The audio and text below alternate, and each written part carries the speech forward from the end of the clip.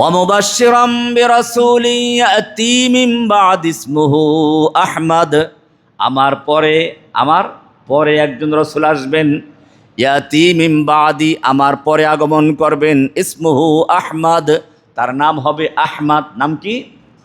আহমদ। আমাদের নবীজির নাম আসমানে আহমদ, জমিনে মুহাম্মদ। আহমদ মানে হচ্ছে সর্বাধিক প্রশংসাকারী, ইসমু তাফদীল। তার মানে হচ্ছে আল্লাহ সুবহানাহু ওয়া তাআলা যখন থেকে মাখলুক সৃষ্টি করেছেন, সমস্ত মাখলুক আল্লাহর প্রশংসা করেছে। জিনেরা আল্লাহর হামদ করেছে, প্রশংসা করেছে। ফেরেশতারা আল্লাহর হামদ করেছে, প্রশংসা করেছে। পাহাড় পর্বত, চন্দ্র সূর্য গ্রহ নক্ষত্র, সমুদ্র থেকে মহাসমুদ্র, সমস্ত মাখলুক আল্লাহর তাসবিহ করেছে, প্রশংসা করেছে।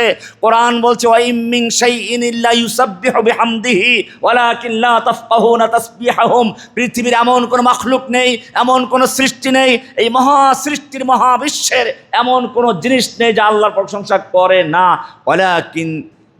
কিন্তু তোমরা তাসবিহ বুঝো না। আল্লাহ এরকম পুরস্কার করে দিলেন। আল্লাহর প্রশংসা সবগুলি করে।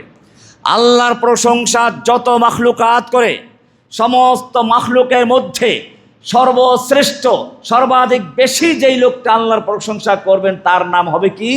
আহমদ। তার নাম কি? বোঝা গেল আমাদের নবীর নাম আহমদ। আহম্মদও না, আহমেদও না, এগুলো ভুল কথা। আহমদ কোরআনের ভাষা, এটা সূরা সফ, এখান দেখে নেবেন। ইয়াতি মিন বাদি ইসমুহু আহমদ, আমার পরে আহমদ আসবে। আহমদ, গোলাম আহমদ কাদিয়ানি এই আয়াত কি দলিল পেশ করলো? আল্লাহর রাসূল সাল্লাল্লাহু আলাইহি ওয়াসাল্লামের নাম হবে আহমদ, আর তোমরা যাকে নবী বলো তিনি তো মুহাম্মদ। আহমদ আমি, আমার কথা ঈসা আলাইহিস সালাম সুসংবাদ দিয়ে গেছেন। আতাউল্লাহ শাহ রহমাতুল্লাহ আলাইহি বললেন, তুমি তো আহমদ না, গোলাম আহমদ, তোমার নাম তো গোলাম আহমদ। লোকটা বলল, আমার মূল নাম আহমদ, গোলামটা আমার আব্বা এমনি ভুল করে রেখেছেন। ওই আলেমের নাম ছিল শাহ আতাউল্লাহ বুখারী, ভারতবর্ষের এক বড় আলেম ছিলেন। তিনি বললেন, ঠিক আছে, তোমার নাম গোলাম আহমদ থেকে গোলাম যদি বাদ দিতে পারো, আমার নাম আতাউল্লাহ, মানে আতা যোগ আল্লাহ, আমি আতা শব্দ বাদ দিয়ে আমার নাম মূল আল্লাহ, আমি আল্লাহ হয়ে বলছি, তোর মতো আহাম্মককে আমি নবী বানাইনি। যাই হোক, এটা হচ্ছে যুগে যুগে কিছু ভণ্ড প্রতারকরা কোরআনের আয়াতকে এরকম বিকৃত করেছে। কোরআন বলছে ইয়াতি মিন বাদি ইসমুহু আহমদ, আর মুহাম্মদ শব্দের অর্থ হচ্ছে সর্বাধিক প্রশংসিত। তার মানে দুনিয়াতে মানুষের প্রশংসা করা হয়, যার প্রশংসা করা হয় তাকে বলা হয় মুহাম্মদ, প্রশংসিত। কিন্তু সবচেয়ে বেশি যার প্রশংসা হয় তাকে বলা হয় মুহাম্মদ। বোঝা গেল দুনিয়াতে যত মানুষের ইতিহাসে প্রশংসিত হয়েছে, সবচেয়ে বেশি যার প্রশংসা হয়েছে তিনি হচ্ছেন কে? মুহাম্মদ সাল্লাল্লাহু আলাইহি ওয়াসাল্লাম।